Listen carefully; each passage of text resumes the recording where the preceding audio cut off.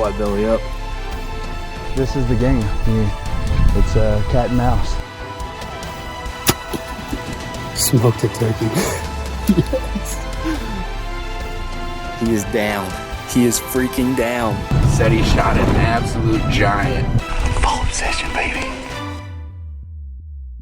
Hey, what's up, guys? Welcome to another Fall Obsession podcast. I will be your host today, Nick Powell, Media Production Manager with Fall Obsession. Today, I am sitting at the table with two good buddies of mine, Brody Eakin. Eakin. Unbelievable. Just kidding. Unbelievable. And Mr. Chance Nelms. Glad to be here. Sure it's not Nelms? But before we get started, guys, I just had to give a shout out to Vapple Products. If you have not yet, go to vappleproducts.com. Check out all the stuff they got. They have tons of good product online. They have long range attractant. They have wind checkers. They have scent covers, all sorts of stuff. So go to vappleproducts.com. Check them out. The reason we have you two on the podcast today is to talk about a hunt that we went on. How long ago was it? 3 weeks ago? 4 weeks ago? Yeah, about 4 weeks. We went on first week of November. That's right. So it was a little over a month ago. We went on a Sandhill Crane hunt. And a lot of people don't know, and I don't know what y'all's experience are, but every time I tell people what we did, they're like, "What? You can actually hunt cranes?"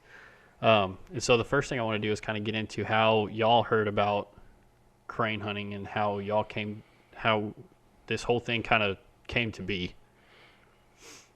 Yeah, so I grew up hunting waterfowl and dove. Didn't get into the big game thing until my early adulthood.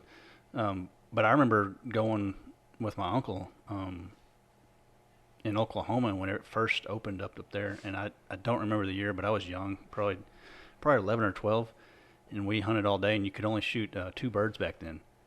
And so I've done it once before, but I hadn't done it since, and I remember how much fun it was, though. And it goes along with any other hunt we go on. It's just an adventure, and when you're shooting something, hunting something that you haven't been on, it's just cool. It's just really cool. Different experience, different country you're in, you know.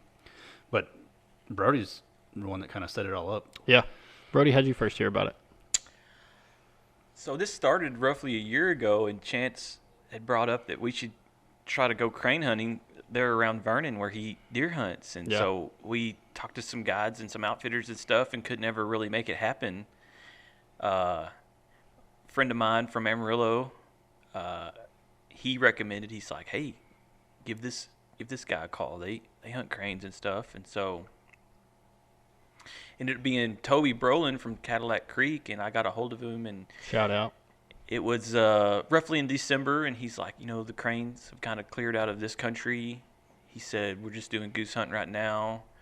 We really hunt crane, in the month of November normally, and they kind of migrate out of here, and they winter, around Lubbock or Sweetwater, Texas." And so kind of in the conversation with him back and forth, we decided to try to book a goose hunt. And so we ended up, you and I and another buddy went goose hunting with them up there in Amarillo the very end of January 2020. Yep. It was like January 20th or something like that. It was one of the last weekends. Mm-hmm. Yeah, and had a blast. Yeah, it was awesome. And that was the first time that I've ever waterfowl hunted at all. And so I guess you could say it's kind of like shooting, kind of like your son Cord did, shot a giant deer, his first buck ever. You shoot a giant buck, your first buck, you can't go down from there, And so I kind of got spoiled with Cadillac Creek because they definitely put you on the birds. But that goose hunt was a lot of fun. Oh, yeah. So I'm kind of like you and Chance, just very limited waterfowl experience, just kind of jump shooting some ducks off some tanks and creeks and stuff, basically. And I did go actually duck hunting one time with a guy, and it was cold. And we, no ducks were even flying, so. But we decided to go out there and try this deal out, and it was really neat. We lay. They have like 100 dozen silhouette decoys and sock decoys set up in a grain field or a cut cornfield. We were in the layout blinds, laying in the decoys, and the guides were calling. And a lot of people don't know that there's like 500,000 Canada geese, the lesser Canadas, that winter around the Amarillo area, and so it's almost like a kind of a untapped resource, or a lot of people don't know about it. Right. And Yeah. they darn sure have the birds, and those birds come up and start to flying at daybreak, and it's almost like a whirlwind of Canada geese flying over you, and you're laying right there, and they're coming right at you. It was unbelievable how many geese were in the air.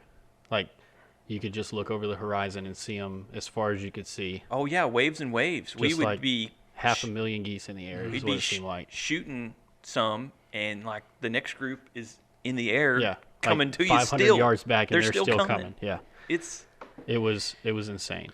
It was cool on the crane hunt as well how they mixed. I've Yes. never seen that before, and I've seen a lot of birds out hunting, and those birds were flying in that V formation, but it was majority of the cranes. Right. And there was the Canadians mixed in, like they were just part of the family. That was crazy to me. Yeah, because when we went it was cool to crane see. hunting, we went in, like we said, about a month ago. So it was early November, and it wasn't goose season hadn't opened up yet, and so we really had to watch out when they came and started mixing, because it was illegal to shoot a goose. Well, how about the second day? So we hunted 2 days. Hunted 2 days. And Toby goes, "Oh, hey, if y'all see a really tall white crane, don't shoot it, because it's a whooping crane and they'll take you to federal prison." We're like, Right. you didn't tell us Yeah. that yesterday. Didn't mention That that was the a first day. possibility, but thanks for the heads up. $15,000 fine is Yeah, what they were something- saying if you, something if stupid. you shoot one of those things. Oh, I've heard, and I've heard those stories before about the whooping cranes, and they're like, "Well, you'll know the difference." And I'm like, "Yeah, I hope so. I hope so. I don't want to risk the rest of my life on it." Right. Yeah. You know? Exactly. So we came across Cadillac Creek last year, or I guess you came across them last year, Brody, and you were looking to crane hunt first, Yes. and then crane season was over, and so we decided to goose hunt. Right. Is that right? Yes, sir. Okay. So I didn't know that. Yeah. I went goose hunt with you last year, but I didn't know that. No, it started off as a deal to try to figure out a crane hunt. So That's crazy. it's kind of been, semi bucket list thing. I've kind of known about it for a few years. Yeah. And like, hey, they're really big and really awesome looking, and you hear about the table fair now. That's Yes. the Ribeye of the Sky or whatever. So Yeah. And we've all gotten the opportunity to enjoy some. Mine Which are all Chance, gone. you've hunted them before, right? So you know all about that. So, but me and Brody got the opportunity to try some for the first time at this hunt. So exquisite. Good eats. Yes. In fact, I ate my 12 steaks that opening weekend of deer season. They're gone. So. yeah, they I think some people pretend to like wild game sometimes, and there's no pretending. That crane is legitimately good to eat. Yes. My kids, both kids, liked it. So I wish I had enough to take to the fire station, but there's no way. I don't have Right. enough cranes to take up there to them. So Right, yeah. they're on their own up there. They got to come with us next year, I guess. Exactly. That's the only negative to the whole thing is you only get 3 a day. So Yeah. It's Man, I see it as kind of a negative and a positive. sure. Well, Kind of jumping ahead a little bit, the first day, the cranes they were coming in smaller flocks and a little bit longer shot, and it took us a while to shoot to get our limit. Yeah, the first compared day, to the second day. we started at daybreak, and then I think the first day we went to like 9:30 or something like that, and then the second day it was on. Yeah. So, I think it's a good and a bad thing with yeah, for sure. with the small bag limit, but I don't know. I guess I trust Parks and Wildlife to be doing the right thing. Yeah.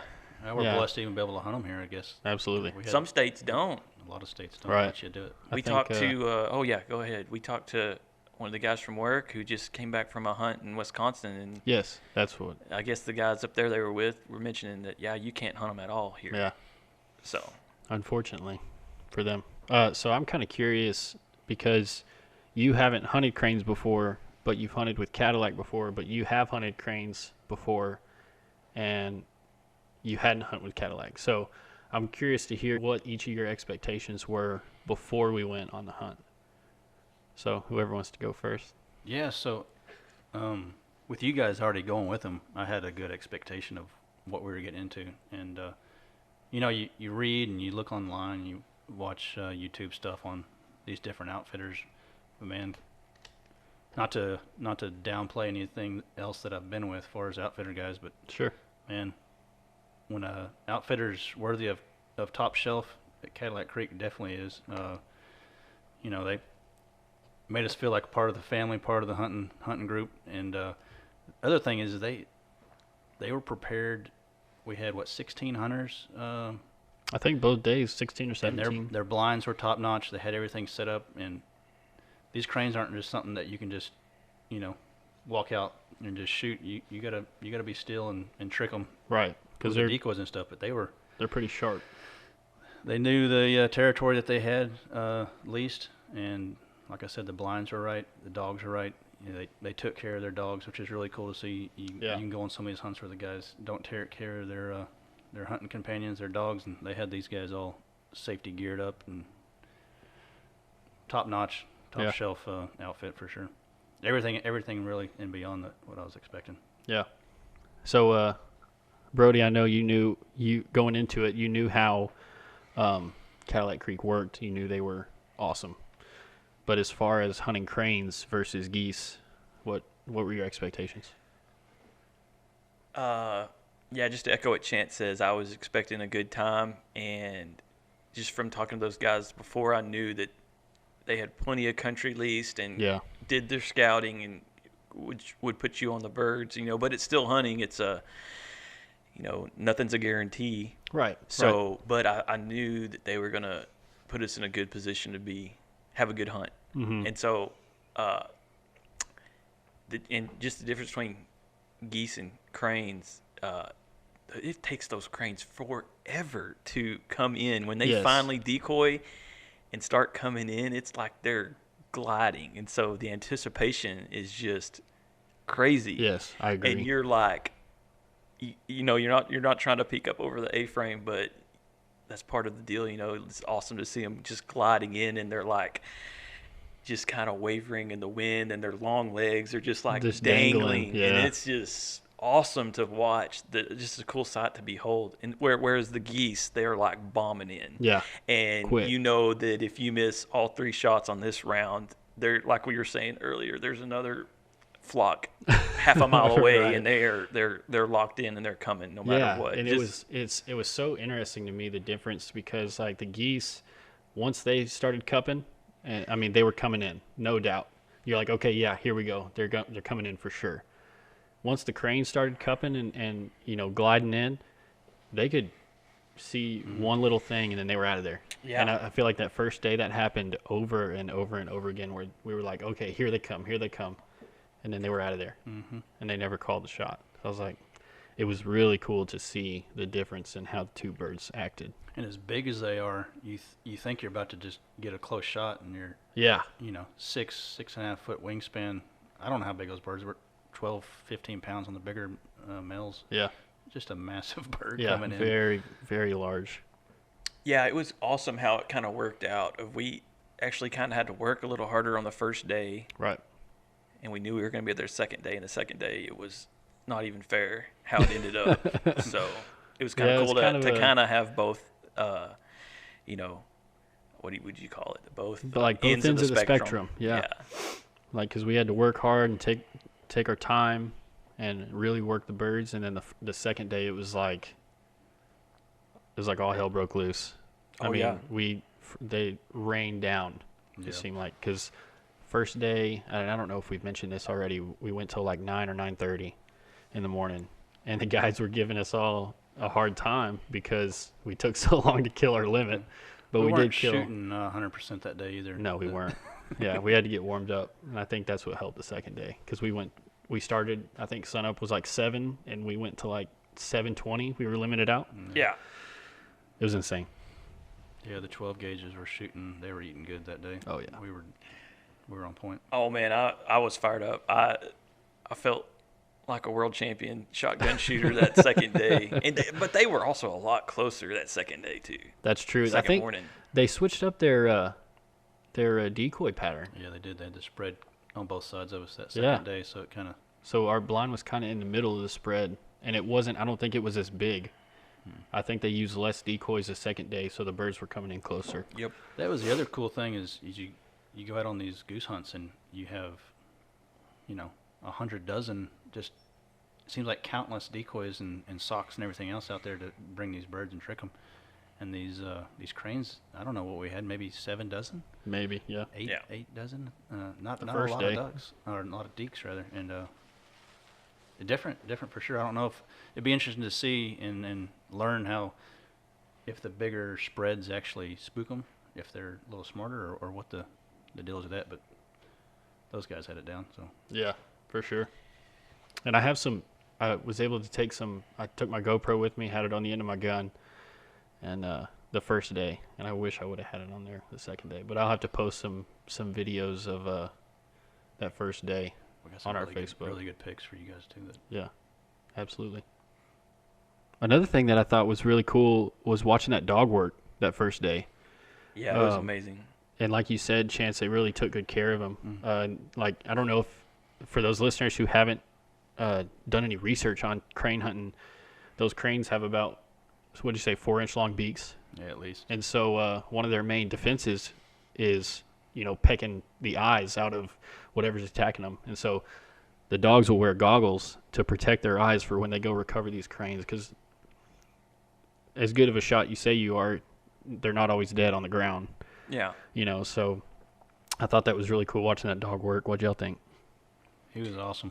Yeah, that dog would run out of that blind and hammer those cranes like full time, like a full form tackle. Yes. That was one of the coolest things. Is like, I want to hurry up and shoot these 3 shots so I can watch the dog. Yeah. It was awesome. And it's amazing how far that dog will go. Tell him that story about the dog trainer was telling us about the dog getting so messed up. I guess it was probably his first hunt. He was telling us that been retrieving. He's still a pup. I don't even think he was a year old, was he? Right. Or right at a year-old dog, maybe. He was still a pup, but a huge dog, 109-pound lab. It's massive. And he liked to work. But I guess it was like his first crane hunt, and he kind of just moseyed out there to retrieve one, and it was still had some fight in him, and he speared him like right in the armpit and got him pretty good. He said he's bleeding pretty good, but he said after that, it was like Brody was saying, he was just full linebacker mode after that. Would just go out there and just. Well, you gonna let that happen again? Yeah, he was mad at him, and but whenever we're out there having fun and the dog's having fun, and it's like any other hunt. If you're hunting dogs or if you're on a mule in the mountains, man, it's just cool having the animals be absolutely. a part of the hunt. And but that dog was just cool. Yeah, you could tell that he was raised that way and trained good and had the For bloodline, sure. and he got it and he and enjoyed it. even on our goose hunt, watching that dog work, I mean, that dog would run out to 400 or 500 yards to recover those geese. And don't you remember there was 2 dogs going? There was that chocolate lab and the yellow lab. That's right. And they were both going at the same time. Yeah, that was really neat. it was impressive. I thought of a funny story that happened to us the second morning. We were going out to the field because, I guess we should talk a little bit about how the hunt goes. So the first thing that happens is the guide will go out the day before and kind of glass up or do some scouting to where these cranes are flying from and where they're going so they can catch their flight patterns. So the night before we'll get a text message because Brody set it all up. So Brody would get the text message of where we're going to meet the next morning so we could all meet at the same place and go out to where we're going to hunt. So each morning we would meet at a gas station somewhere around the Amarillo area, and then we would head out from there. We would all follow each other like a big caravan. And this is all before daybreak. It's all pitch black, and we follow them going around these curves through these fields. And if you've never been to Amarillo, it is about as flat can get. And there's wind turbines everywhere, and you can see for miles and miles and miles. And so we're following the guide out there, and once we get there, they'll pull their trailer out in the middle of this field because it's all flat, and they'll set up the blind, they'll set up the decoys and everything, which I thought was different from last year, or the goose hunt last year, because we helped them set all of it up. Yeah, I think that was just a matter of manpower having to put out that many decoys. Because they only had 3 dudes on the goose hunt? I think so. And then for this one, they had 4 or 5, which also that's a lot more decoys to set out for goose hunting. Right. But anyways, so they would go set up everything. They'd set up the blind, set up the decoys and everything, and then we'd just kind of hang out. Yeah, by our vehicles, because we have Yes. to park the vehicles far enough away to not make the cranes flare off. Right. And so the second day, the guides are all setting up and everything, and they're hauling guys back and forth because they have this pretty sweet Polaris that is decked out in waterfowl stuff. Anyways, so they would meet us waterfowl gear, whatever you want to call it. Brody's making fun of me for the listeners. You're doing great, bud. Actually, it was actually the first day. Was Yeah, it the first day? morning. Yeah, it was the first morning. Oh, well, the first morning, and it's still dark outside. They're hauling guys back and forth. Oh yeah, because the second day we all drove out in the field and shined our lights out there like some backyard football while they set up the decoys. That's right. So the first morning they're hauling guys back and forth from the vehicles to the blind, and it's me. Was it me and you and Toby and? We were like one of the last Yeah, group me of and people you to were get like the shuttled out. last few guys, and so Chance came back. Chance Bass, one of the guides, not Chance Nelms, came back to get us, and on his way back there was this pickup truck with this trailer, who was flying down this dirt road and almost ran me over, coming in hot, and so we stepped off, and these 2 older gentlemen get out, and Ancient guys. They were older. They were ancient. white-haired gentlemen, and they get out and they come up to us and giving us the second degree? What do they say? It might have even been the third degree. Might at have that been the point. third At degree. least the third, yeah. It was up there. What is that saying? I think It's the third degree. third degree. Is it? Okay, Yeah. it's third degree. I was gonna say third degree. I was like, no, it's a second degree. It's hot. It was hot, like a third-degree burn. The third degree burn. Yeah. They were mad. And They were probably still they a little were- liquored up, maybe. Yeah, but they were questioning us. Yeah, what are you boys doing here? Yeah, Are y'all going crane hunting? We're like, yeah, that's what we want to do. yeah. And then just giving us the hardest time. Are y'all here with Toby? Where's Toby? Asking about where's Toby at? I Who don't- gave y'all permission to hunt here? Yeah. We're like, we don't know. We showed up this morning. Yeah, we are just here to have a good time. And they were really cramping our style, and it ended up that the landowner, and these guys have a ton of land lease, like we mentioned this earlier, and I don't know exactly how much, but I mean, from how much would you say? Oh, I have no idea, but it's plenty enough to guide all waterfowl season. Yeah. Guide clients every day. I mean, it's a lot of 30-something thousand acres. yeah. I don't mean, remember the a exact crazy number, amount of but a land. lot. And apparently this landowner had given both guys permission to hunt this land, but Cadillac had the permission that day or something or another. But it was I just thought that was the craziest thing was these guys are getting out questioning us. Bowing up Yeah, in the dark, in the freezing cold. yeah. And so thought that was an interesting story to tell. Man, it's kind of like, it's a shame that it's like that with all these hunt permissions and Right. stuff, but even these well-run outfitters have to deal with this type of thing. So Yeah, it's a bummer. Yeah, thank goodness for cell phones because they got it resolved really quick, and for sure. those guys moved on their way. But Yeah, it's not a Anyways. good look for, don't be that guy. Right, yeah. I mean, it's one thing to come up and be like, hey, what do you guys like? I guess there's a way to go about it. yeah, I thought we were hunting here today, and Yeah. instead of going full, wasn't afraid to hit an old man. It was one of those tense moments. Right, yeah. I didn't even think you were there. Oh, Yeah, I was one of the last to get shuttled out. you were hiding in the shadows in case You need an office linebacker or somebody. Good adventure though, man. Yeah, it was a lot of fun. Highly I'm recommend. excited to do it next year. And Oh. we actually got a little bit of an itch, all three of us. Yeah, wanting to To see spend if we some more can- money and go again. Start up another hobby. Oh yeah. Oh yeah, for sure. We've already done that too. Yeah. Yeah, so we come off that hunt and midlife crisis, whatever's going on, and we're just ordering decoys. I ordered the blind.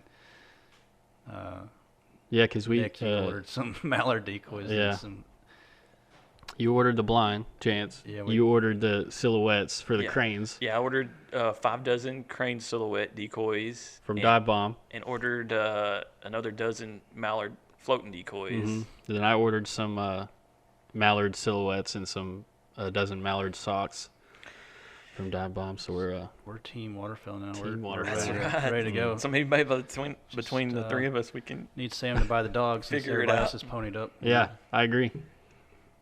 Oh wait, Sam's not here. Sam's not here for this one. I'm listening. So yeah, no, like I think y'all were alluding to, not really ever been super into waterfowling, but kind of trying to start, maybe doing a little duck hunting around here, different deer leases and places kind of closer to where we live. Yeah. And the good thing about duck season is it kind of extends beyond deer season, and that's an appeal I think to all of us For to sure. kind of make the hunting season last a little longer. Oh yeah. And it's fun. I think it's awesome to shoot Yeah, those birds. it's if you've never gone waterfowling, sitting in the blind with your buddies, having a good time, and then just it goes from fun to intense really fast when you see them coming in. It's exciting for sure. Didn't one of the someone said once you start waterfowling, you're gonna Yes, only want to waterfowl from then on? Corey Lee. So Yeah. I'll probably argue that, but it's I don't know, I'm just man. an outdoorsman, man. It's hunting Yeah. and fishing, a lot and of like you fun. said, let's extend the season. Let's get into the Something birds else. and extend it through January. Yeah, we're just expanding our hunting profiles is all we're doing. And our wives are super proud. Oh yeah, The they're freezers super are happy full. about it. You know, the kids are getting You gotta fatter. have full freezers. Yeah, I've always said that. So let's kind of get into what kind of gear you guys brought, what y'all did to, or what y'all purchased to kind of prepare what the listeners can expect if they want to go on their own crane hunt. Cool. So me personally, I was able to get some, because it's cold, November, so it's cold out there, and Amarillo is really windy. So it's good to get some, I would say get some good thermals, some good kind of wind-breaking type camo. Yeah. So that was one of the things that I brought that was awesome is whatever, you need to be camoed out, but For sure.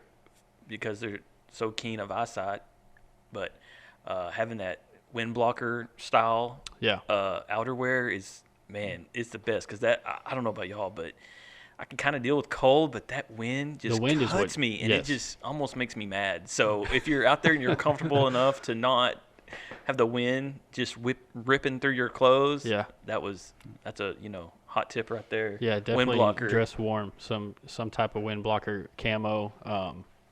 And another hot tip: these cranes have very good eyesight. So, whatever you can do to, I guess, camouflage yourself, the better luck you'll have.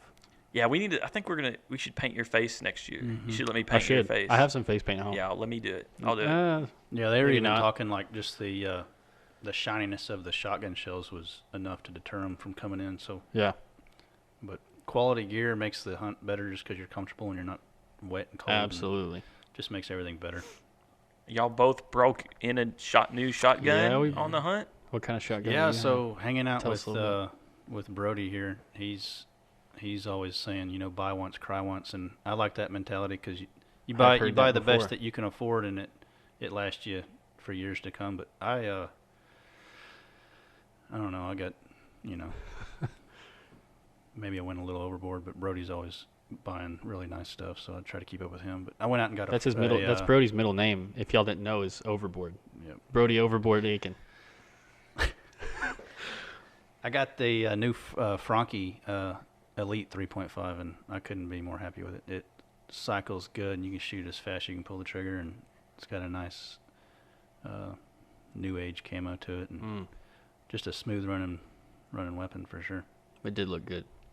I after last year, I took my dad's shotgun last year because I didn't have my own, and he told me, yeah, it'll shoot whatever shell you want, and so I bought 3-inch shells, 2-shot, steel shot, thinking that that'll work great, because for geese and bigger birds like that, you have to have a bigger shot, and so I get there. And the shotgun is chambered in 2 3/4-inch shells, and so I get in the blind. First wave of geese come through, and I shoot, and it starts clicking on me because it didn't cycle. And I'm like, what the heck is going on?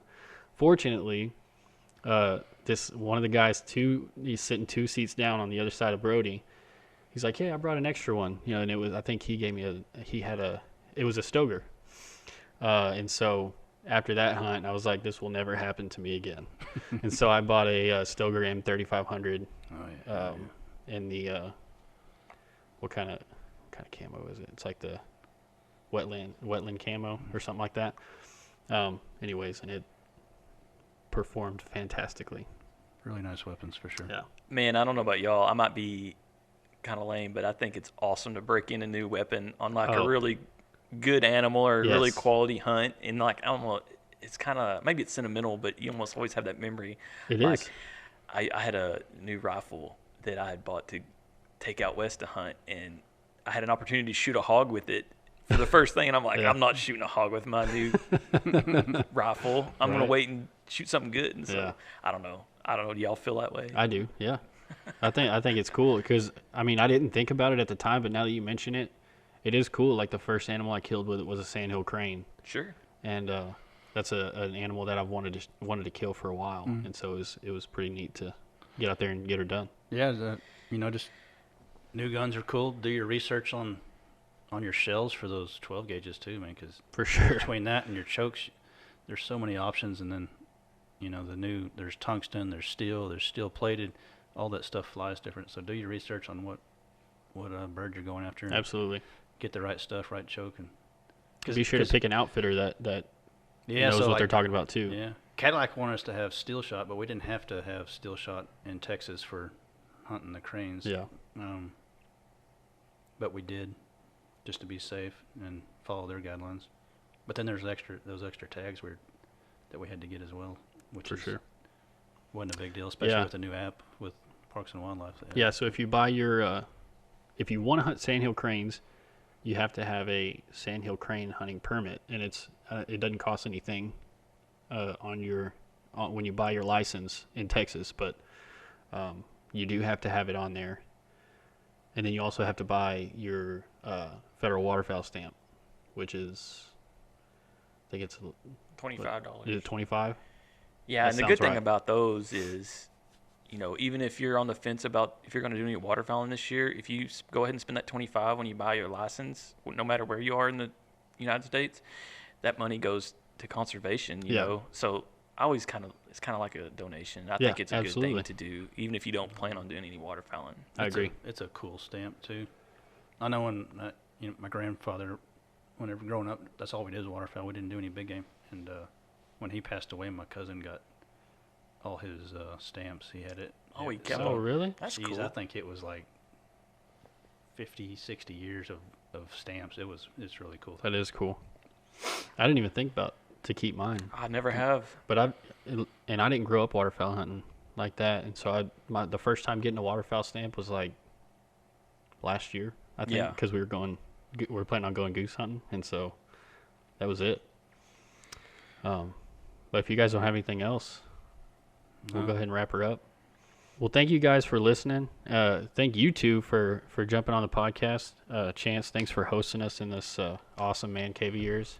Glad to have you out again. Well, we'll do it again. Yeah. Eventually. Brody, we'll have you on again. I'm sure you'll go on many more Western hunts. We'll see. Hopefully. But guys, thanks for listening to another Fall Obsession podcast. If you haven't yet, go check out fallobsession.com. That is the hub where you'll find all of our content. You'll find our podcast on there. You can listen to these podcasts everywhere you can listen to a podcast: Spotify, Apple Podcasts, Stitcher, iHeartRadio. Anywhere you listen to podcasts, you'll find them there. FallObsession.com also has our store, and these shirts are some of the most comfortable shirts. I know you guys got some today, so hopefully you'll enjoy them. I know I do. Our website has recipes, articles, all kinds of reviews. If you guys need some reviews on gear, if you haven't yet, just go check it out. Follow us on Facebook, Instagram, Twitter. Subscribe to our YouTube. Subscribe to this podcast if you haven't yet. I think that's it. I think that's everything. Thanks again, guys, for listening to another Fall Obsession podcast. We'll see you later.